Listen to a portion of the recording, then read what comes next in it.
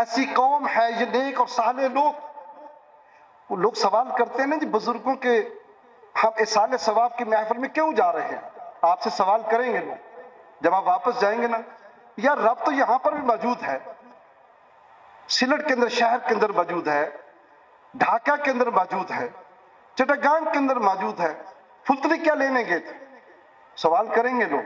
لیے یہی جگہ ہے جہاں توبہ قبول ہوتی ہے. وہاں پر دو قسم کی بیعت نبی کریم صلی اللہ علیہ وسلم لیتے تھے. حضور صلی اللہ علیہ وسلم دو قسم کی بیعت لیتے تھے. ایک ایمان کی بیعت مسلمان ہونے کی، اور ایک توبہ کی بیعت. حضور صلی اللہ علیہ وسلم آج میں دیکھ رہا تھا صاحب قبلہ پھلتری جو ہیں توبہ کی بیعت لے رہے تھے. مجھے حضور صلی اللہ علیہ وسلم کا منظر یاد آ گیا، منظر یاد آ گیا.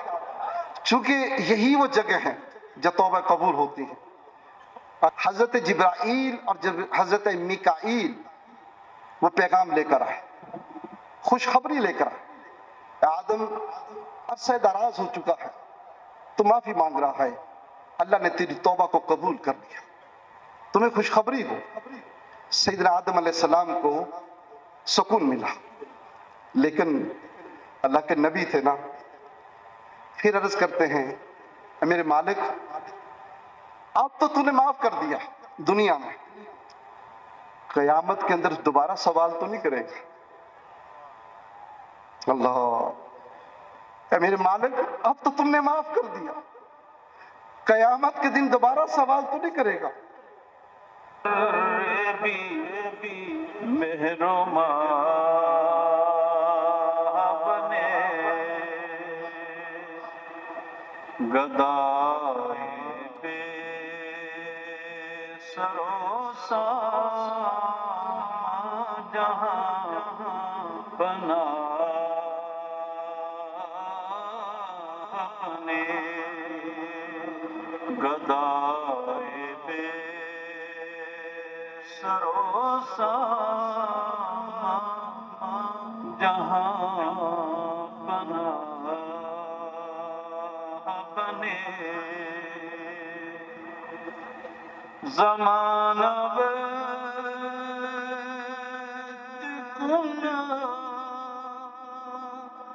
اب بھی ان کے طوف میں ہے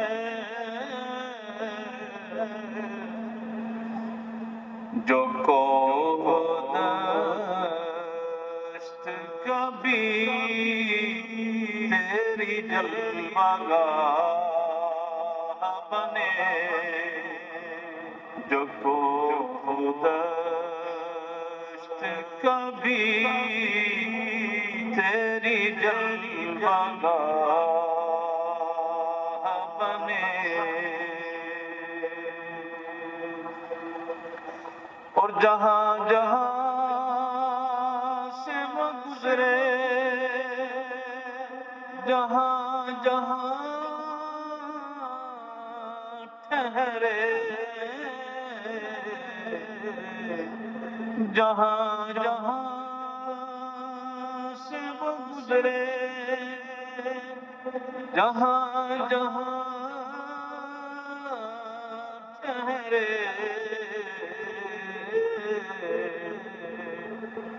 وہی مقام محبت کی جلوہ گاہ بنے، وہی مقام محبت کی جلوہ گاہ بنے. کریم یہ بھی تیری شان دل نوازی ہے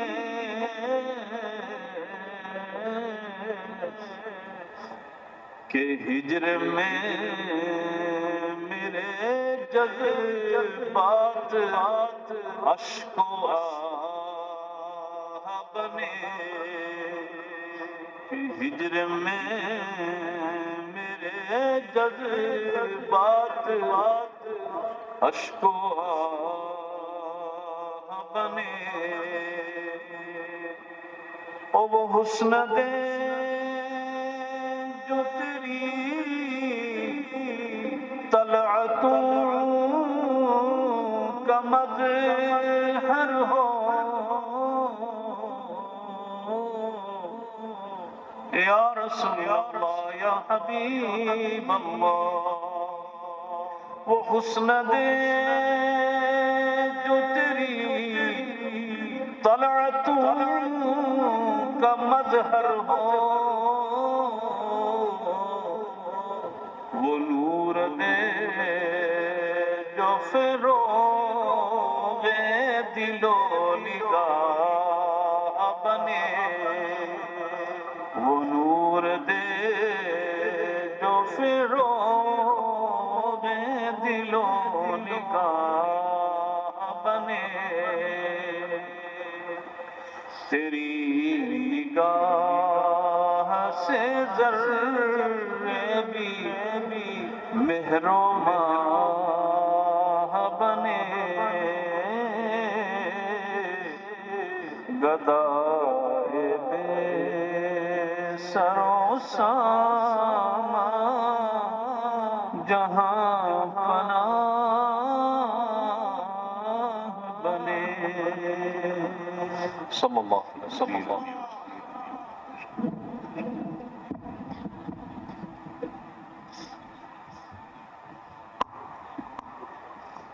আমরা আমাদের মুআজ্জাজ মেহমানের বয়ান শুনবো اپنی ساری اولاد کو بھی اللہ کے دین کے لیے وقف کیا اور جو غریب جو یتیم جو مسکین آیا پہلے اس کو سینے سے لگایا اس کی آنکھوں کو اور اس کے ماتھے کو چوما اور اس کو اپنے قریب کیا اور اس کو کہا میرے بچے میں نے اپنے بچوں کو اللہ کے دین کے لیے وقف کیا تم میرے پاس آیا میں بھی تجھے اللہ کے لیے وقف کرتا ہوں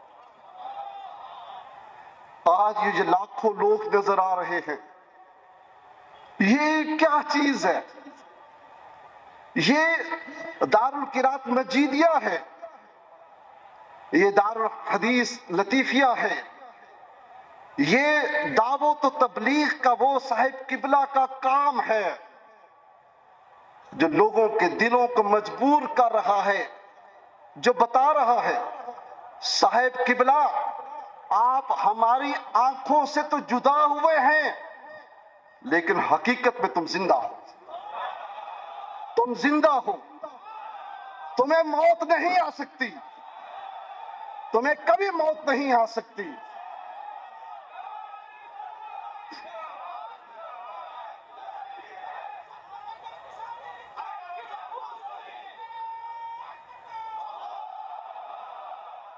معلوم نہیں آپ کو اس بات کا یہ علم ہے یا نہیں کہ پاکستان میں ایک بڑے ہی جلیل القدر عالم دین گزرے ہیں جن کا نام نامی اسم گرامی پیر مہر علی شاہ ہے گوڑا شریف سے ان کا تعلق ہے یہ وہی شخصیت ہے یہ وہی شخصیت ہے جنہوں نے جب مرزا غلام احمد نے دعوت دی مباہلہ کی پورے بر صغیر کے مسلمانوں کو اور میرے ساتھ مباہلہ کر لو تو بر صغیر کے مسلمانوں کی طرف سے جو پوری نمائندگی تھی وہ حضرت پیر مہر علی شاہ صاحب نے کی تھی یہ وہ ذات ہے جب کہا گیا مباہلے کے لیے سامنے آؤ اس نے کہا کہ مباہلے کے لیے سامنے آنا ضروری نہیں ہے تم وہاں سے دعا کرو میں یہاں سے کرتا ہوں آپ نے فرمایا نہیں اس طرح نہیں ہے اور میں تجھے ایک اور دعوت دیتا ہوں تم نبی ہونے کا دعویٰ کرتے ہو نبی معجزہ دکھاتا ہے اور تم میرے پاس تم بھی قلم کو حکم دو کہ وہ الحمد شریف لکھے یہ تمہارا معجزہ ہوگا فقیر مہر علی شاہ بھی قلم کو حکم دے گا کہ وہ الحمد شریف خود لکھے بغیر ہاتھوں کے خود لکھے لیکن مرزا قادیانی جو ہے وہ بحالی کے لیے آ نہ سکا. اور عظیم جلیل القدر عالم دین تھے اور صوفی تھے. اور اتنے بڑے عظیم عالم دین کا پھر سلسلہ چشتیہ کے ایک عظیم جلیل القدر بزرگ ہیں حضرت بابا فرید الدین گنج شکر، شاخ الاسلام ہر بابا فرید الدین گنج شکر. جتنے بھی چشتیہ کے مشائخ ہیں وہ سب عرس پاک کے اوپر پاک پتن شریف میں حاضر ہوتے ہیں، حاضر ہوتے ہیں. وہاں پر وہ بھی گئے ہوئے تھے، وہ بھی گئے ہوئے تھے. ایک بندہ اعتراض کرنے والا آیا، اس نے کہا حضور یہاں تو شرک ہو رہا ہے، یہاں تو شرک ہو رہا ہے، اور آپ برے صغیر پاک و ہند کے اتنے بڑے شیخ اور عالم دین یہاں پر تشریف لائے ہیں جہاں شرک ہو رہا ہے. آپ نے فرمایا کیا ہو رہا ہے؟ وہ کہتا ہے یہاں پر یہ نعرہ لگ رہا ہے حق فرید یا فرید، حق فرید یا فرید کا نعرہ لگ رہا ہے، اور آپ یہاں پر تشریف لائے ہیں، کیوں آپ آئے ہیں؟ آپ نے فرمایا کہ رب نے وعدہ کیا تھا، رب نے ایک وعدہ کیا تھا. اس نے کہا جی کیا وعدہ تھا؟ قرآن وہ کہتا ہے جس کی آیت میں نے خطبہ کے اندر پڑھی، فَاذْكُرُونِي أَذْكُرْكُمْ، تم مجھ کو یاد کرو میں تمہیں یاد کروں گا. میں اس وعدے کی تکمیل دیکھنے کے لیے آیا ہوں. جس بابا فرید الدین گنج شکر نے زندگی بھر رب کو یاد کیا، کیا رب نے بھی اس کو یاد کیا ہے یا نہیں؟ فرماتے ہیں یہ جو نعرہ ہے نا حق فرید یاد فرید، اللہ کی طرف سے دعوت ہے اور دعویٰ ہے اور دلیل ہے کہ رب نے اس کے ذکر کو قبول کیا. جب وہ اس دنیا سے گیا اللہ رب العزت نے اس کے نام کو بلند کر دیا، حق فرید یا فرید. میں وہی منظر آج دیکھ رہا ہوں، میں وہی منظر دیکھ رہا ہوں. منظر کیا ہے کہ حضرت صاحب قبلہ پھلتری حضرت مولانا عبد اللطیف صاحب پھلتری رحمۃ اللہ تعالی علیہ کیا کیا کیا کیا؟ زندہ رب کا ذکر بلند کیا، زندہ نبی کا ذکر بلند کیا، زندہ رب کے قرآن کو بلند کیا، اس کی تعلیم عام کی. جس زندہ رب نے کی تعریف انہوں نے کی، جس زندہ نبی کی تعریف انہوں نے کی، جس زندہ قرآن کو انہوں نے پڑھایا، اللہ نے حضرت صاحب قبلہ پھلتری کی پھر موت نہیں دی، زندگی ہی زندگی دی. یہ زندگی ہے. اور قرآن مقدس میں حضور نبی کریم صلی اللہ علیہ وسلم نے ارشاد فرمایا بلغوا عنی ولو آیا، اگر ایک آیت بھی تمہیں آتی ہے اس کی تبلیغ کرو، اگلے تک پہنچا دو. مجھے بتاؤ حضرت صاحب قبلہ نے جو مدرسے بنائے رمضان المبارک کے اندر، کس لیے؟ صرف قرآن مقدس کو سیدھا کر لو، صرف قرآن مقدس کو پڑھنا سیدھا کر لو. یہ قرآن کا مہینہ ہے، یہ رمضان کا مہینہ ہے، اور اس قرآن کے ساتھ محبت پیدا کرو.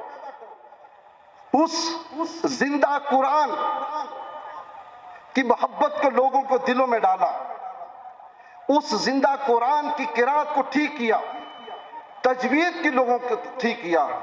پھر اس زندہ قرآن نے صاحب قبلہ پھلتری کو مرنے نہیں دیا. صرف یہی نہیں، ایک اور بھی چیز. ہم انگلینڈ میں رہتے ہیں، 1960s کے اندر ہزاروں بنگلہ دیش کے لوگ انگلینڈ چلے گئے محنت کے لیے، مزدوری کے لیے، پیسے کمانے کے لیے، غربت کو دور کرنے کے لیے، حالات کو بہتر کرنے کے لیے چلے گئے. کہاں گئے؟ ڈھاکہ نہیں گئے، چٹاگان نہیں گئے، یورپ گئے ہیں. اور یورپ کی خاصیت ہے کہ جو کوئی اس کے اندر داخل ہو جاتا ہے وہ گم ہو جاتا ہے. یورپ کی ہسٹری ہے، بے شمار قومیں، بے شمار نسلیں، اس کے اندر داخل ہوئی، امریکہ چلے جائیں، پورے یورپ کے اندر چلے جائیں، جو باہر کی قومیں مختلف مذہب لے کر گئی، مختلف زبانیں لے کر گئی، مختلف کلچر لے کر گئے، سب گم ہو گئے۔ صاحب قبلہ پھلتلی کا مائنڈ یہ تھا کہیں میرے سلٹ والے بھی وہیں گم نہ ہو جائیں، میرے دین کو لے کر آنے والے کہیں دین کو نہ چھوڑ دیں۔ میرے بزرگوں نے، ہم نے ان کو دین دیا تھا، کہیں یہ گم نہ ہو جائیں۔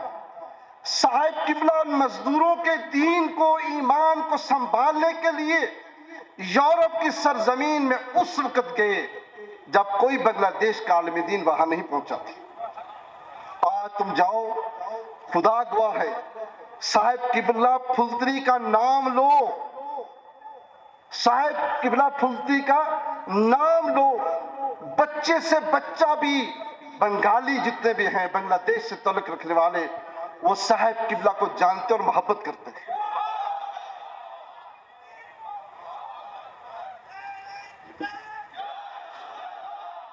اس کی وجہ کیا ہے؟ قرآن کو محبت، قرآن سے محبت کی۔ لاکھوں ہاں لوگ قرآن کے لیے تیار کیے۔ صرف یہی نہیں، پھر ایک اور چیز بھی بتاؤں آپ کو۔ ایک یتیم، ایک فقیر جس کا والد فوت ہو چکا ہے، غربت کا مارا ہوا ہے، صاحب قبلہ کے پاس آتا ہے، ماں لے کر آتی ہے، باپ لے کر آتا ہے۔ ہم غریب ہیں، اپنے بچوں کو نہ کھلا سکتے ہیں، نہ پلا سکتے ہیں، نہ پہنا سکتے ہیں، نہ ان کی زندگی بنا سکتے ہیں۔ یہ میرا بچہ اپنے ہاتھ میں لے، اس کو بنا لے۔ پھر صاحب قبلہ نے کیا کیا؟ کون تھے وہ؟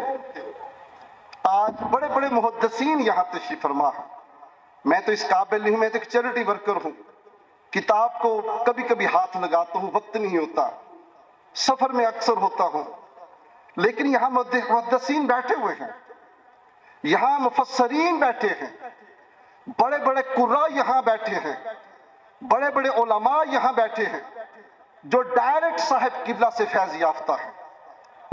ہر ایک سے پوچھ لیجئے، جب تم آئے تھے کیا حالت تھی؟ کیا حالت تھی؟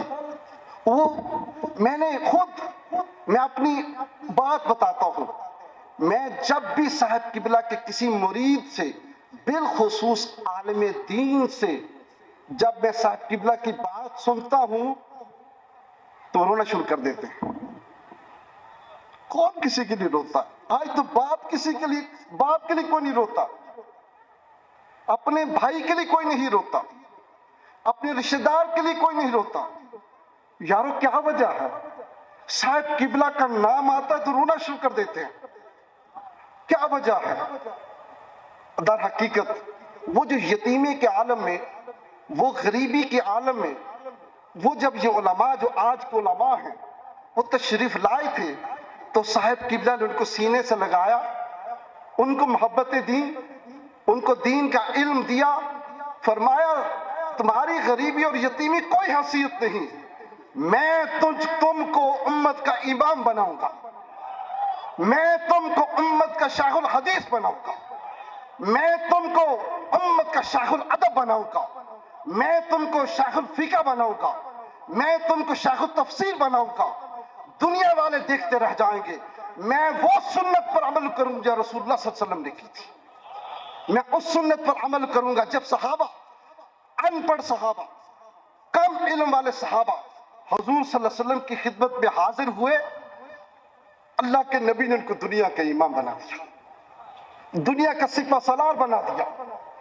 جس نے بھی اللہ کی رضا کی خاطر اس زندہ رب کی مخلوق سے محبت کی، اللہ نے اس کو مرنے نہیں دیا، اللہ نے اس کو مرنے نہیں دیا۔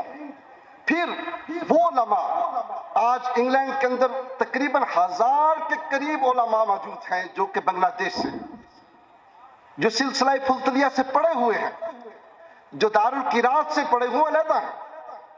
اب مجھے بتائیں وہ اپنا شاگرد جس نے محبتیں لی ہیں، دعائیں لی ہیں، وہ اپنے استاد کو مرنے دے گا؟ کبھی مرنے نہیں دے گا۔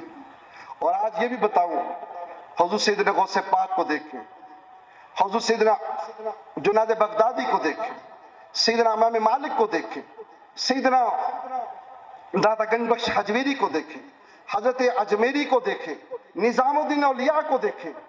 ये जितने भी बुजुर्ग जिनके नाम आज इज्जतों के साथ जिंदा हैं, ये सारे के सारे वही लोग थे जो उलमा भी थे, सूफी भी थे। इन्होंने उलमा तैयार किए, शागिर्द तैयार किए, खुलफा तैयार किए, अपने नाम के लिए नहीं, अपने लिए नहीं, एक ही सबक दिया, बेटा जहां भी जाओगे ना अल्लाह का नाम बुलंद करना, अल्लाह के रसूल का नाम बुलंद करना, कुरान की तालीम देना। मुझे ये बताओ, आज कोई सवाल करेगा कि हम क्यों यहाँ आए हो लाखों के हिसाब से, आप जवाब दे सकते हैं, मेरे भाई हमारे उस्ताद ने, हमारे शेख ने जिंदगी के अंदर ये सबक हमको पढ़ाया था, अल्लाह की तौहीद का सबक पढ़ाया था, अल्लाह के महबूब की रिसालत का सबक पढ़ाया था, अल्लाह के कुरान का सबक पढ़ाया था। ये जो कब्र है ना, आज भी वो सबक पढ़ा रही है, आज भी वो सबक दे रही है। ये वो जगह है जहां पर मोहब्बतें मिलती है, जहां नफरतें नहीं है। सूफी का ये कमाल है कि सूफी गुनाहगार से नफरत करता है, गुनाह से नफरत करता है। सूफी गुनाह से नफरत करता है, गुनाहगार से नफरत नहीं करता। लोग सवाल करते हैं कि जनाब ये देखो ये कैसा सूफी है, इसको पता भी है कि इसका मुरीद गुनाहगार है, इसका मुरीद फासिक है, फाजिर है, फिर भी सीने से लगाता है। तो सूफी क्या करता है, उसको करीब करता है। वो करीब होगा तो उसका फिसक खत्म होगा, वो करीब होगा तो उसका गुनाह खत्म होगा। हजरत जुन्नूर मिस्री रहमतुल्लाह ताला अलैह, आपको मालूम है जलील और कदर एक अल्लाह के नेक साले वली गुजरे हैं मिस्र से। हजरत जुन्नून मिस्री, हजरत जुन्नून मिस्री वो शख्स हैं, पता आपको, ये गुम थे, किसी को इल्म नहीं था कि जुन्नून मिस्री कौन है, किसी को इल्म नहीं था। जिस रात को हजरत जुन्नून मिस्री का विसाल हुआ, नबी करीम सल्लल्लाहु अलैहि वसल्लम 80 मशाइख उलमा सूफिया को मिले। या रसूलल्लाह आप मिस्र में कैसे आए? फरमाया तुम्हें मालूम नहीं कि जुन्नून मिस्री इस दुनिया से चला गया? 80 उलमा, मशाइख, सूफिया, सदाते कराम को अल्लाह के नबी मिल रहे हैं। वे हैरानगी से पूछ रहे हैं कि हुजूर आप किधर मिस्र तशरीफ लाए? उन्होंने देखा कि हुजूर मिस्र की सरजमीन पर हैं। फरमाया जुन्नून मिस्री चला गया है। जब सुबह हुई लोग अपने घरों से दौड़े, कौन है जुन्नून मिस्री, तलाश करो। फिर इतनी दुनिया जनाजे में आई तो उलमा लिखते हैं कि जिस वक्त उनका जनाजा जा रहा था, परिंदों ने इकट्ठे होकर उनके जनाजे के ऊपर साया किया हुआ था। उलमा लिखते हैं बादल का साया तो हमने सुना था, बादल का साया तो हमने सुना था, परिंदों का साया हमने नहीं सुना था, परिंदों का साया हमने नहीं सुना था। तो हमने परिंदों का साया देखा। इस जुन्नून मिस्री की बात सुनाने लगा हूं। आपको मालूम है जब कायरो में जाएं, जो उलमा यहां से अल-अज़हर में पढ़े हैं आपको बताएंगे, वहां दरियाए नील है। मिस्र के लोग रात के वक्त दरियाए नील की में बैठकर, कश्तियों में बैठकर सैर करते हैं, वहां की बहुत बड़ी इंजॉयमेंट है। हजरत जुन्नून मिस्री भी एक कश्ती में बैठे हुए थे और जिक्र अज़कार कर रहे थे। साथ उनके मुतल्लकीन, मुहिब्बीन, मुतवस्सिलीन थे। एक दूर से कश्ती आई, नौजवान बैठे हुए थे कश्ती में, गिटार म्यूजिक का सामान उसमें था, गिटार म्यूजिक का सामान उसमें था। जो मुरीदीन थे कहते हैं हुजूर बद्दुआ कीजिए हमारी इस नौजवान नस्ल के लिए जो खुदा को भूल गए हैं। ये म्यूजिक चलाते हैं, गिटार चलाते हैं, जिंदगी में अयाशी की जिंदगी बसर करते हैं, बद्दुआ कीजिए इनके लिए। حضرت ذوالنون مصری نے فرمایا میں بد دعا کے لیے نہیں ہوں. جب نوجوان حضرت ذوالنون مصری کے قریب آئے، ان کی کشتی قریب آئی، انہوں نے دیکھا کہ حضرت ذوالنون مصری بیٹھے ہوئے ہیں. نوجوان کانپ کے، حالت کے بدلنے کا ٹائم آ گیا، تقویٰ کے اختیار کرنے کا ٹائم آ گیا، توبہ کی قبولیت کا وقت آ گیا. وہ نوجوان کشتیوں کے بھی اپنے وہ جو گٹار تھے اور میوزک کا سامان توڑنا شروع کر دیا اور دریائے نیل کے اندر پھینکنا شروع کیا. اور حضرت ذوالنون مصری کے قریب جب آئے تو انہوں نے چھلانگیں مار کر کشتی کے اندر آگے حضرت ذوالنون مصری کے پاس اور آ کر توبہ کرنے لگے، استغفار کرنے لگے. یہی کمال صوفی کا ہے. وہ گناہ سے نفرت کرتا ہے، گناہگار سے نفرت نہیں کرتا. حضرت صاحب قبلہ پھولتلی نے یہی کمال کیا، کسی سے نفرت نہیں کی، محبتیں پھیلائی ہیں، عزتیں دی ہیں. کوئی تکبر نہیں کیا کہ میرا نام اتنا بڑا ہے، اتنا بڑا میرا نام ہے، اتنا بڑا انسان ہو. کوئی تکبر نہیں کیا.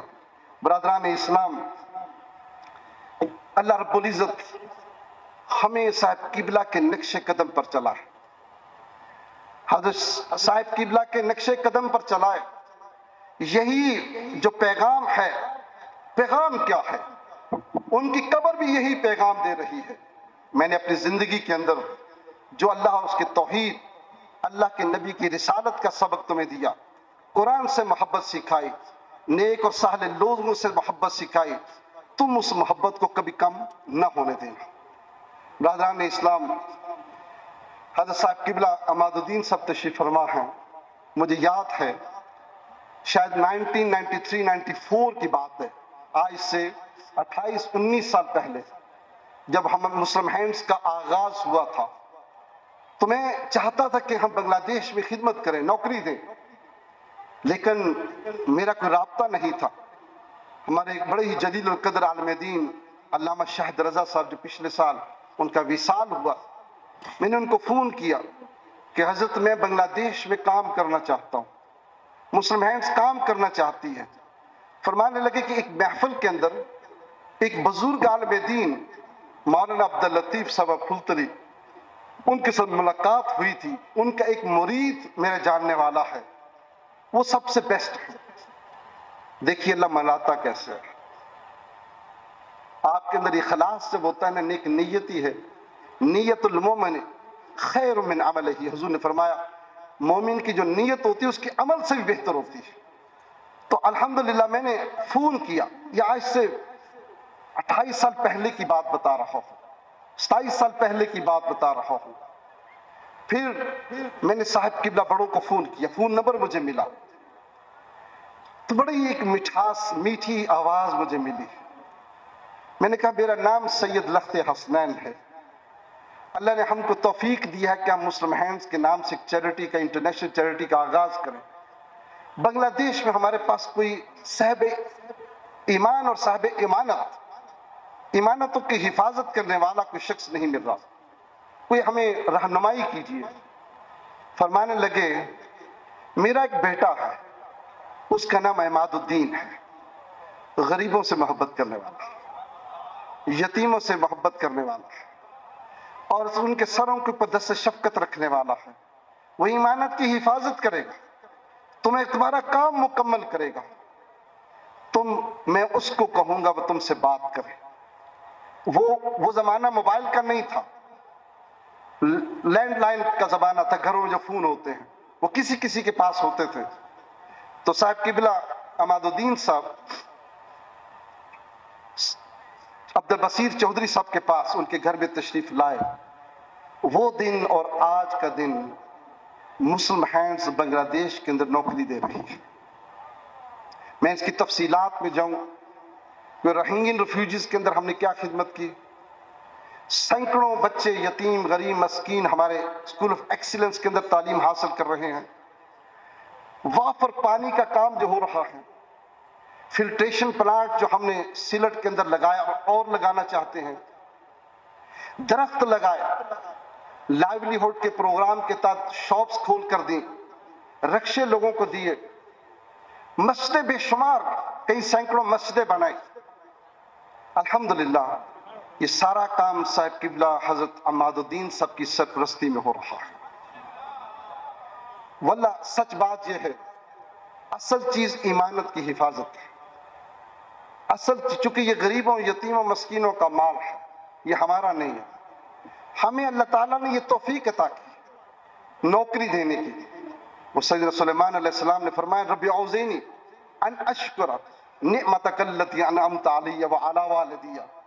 یا الہی جو نعمتیں تو نے مجھ کو عطا کی, یہ دعا ہے سیدنا سلیمان علیہ السلام کی.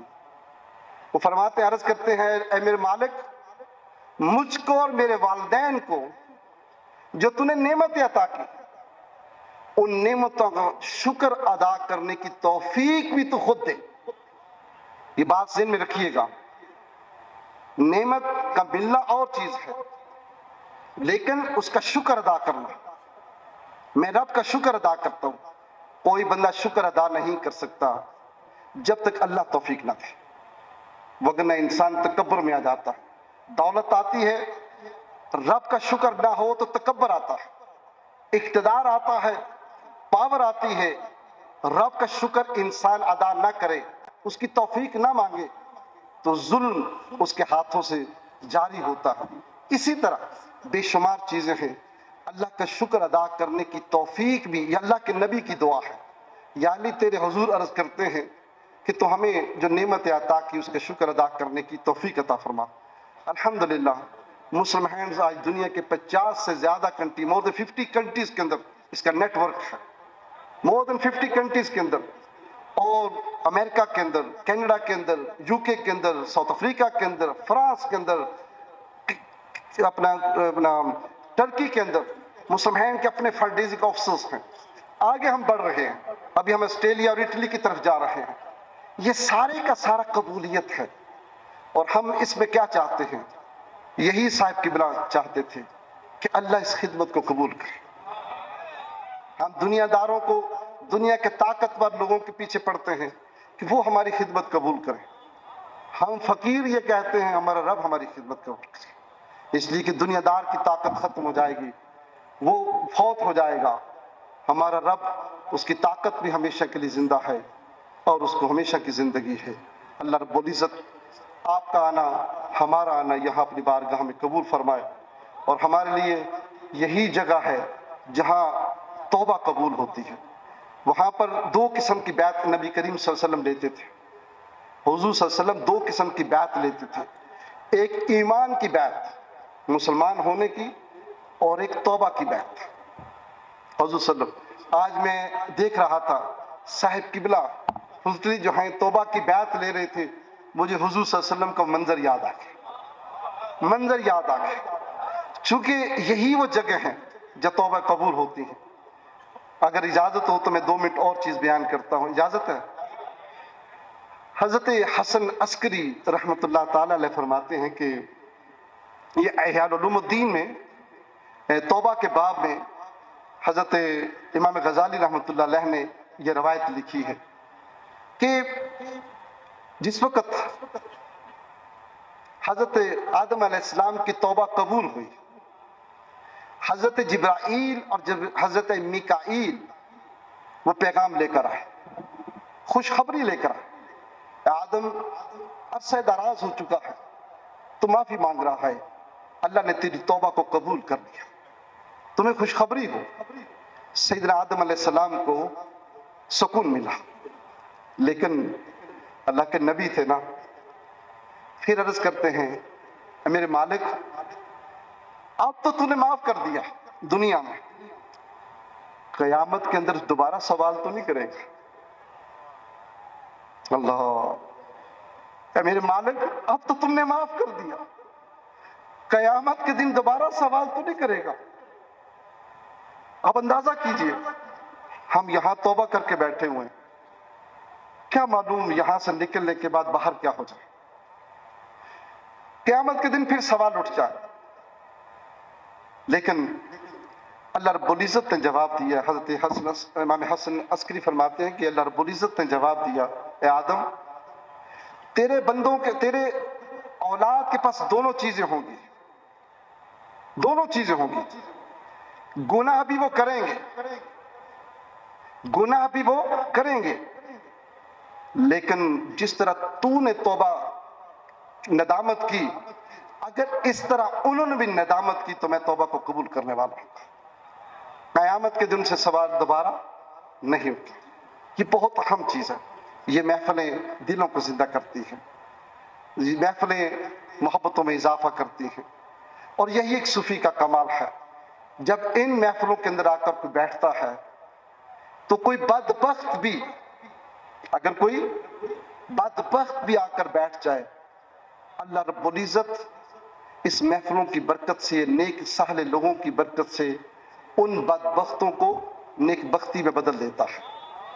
ہم القوم لا یشک بہم جلیسہم, بڑی لمبی حدیث ہے, میں بیان نہیں کر سکتا, ٹائم نہیں. اب حضور عائشہ فرماتے ہیں, اللہ کا یہ ارشاد حدیث قدسی ہے کہ یہ ایک ایسی قوم ہے, یہ نیک اور صالح لوگ.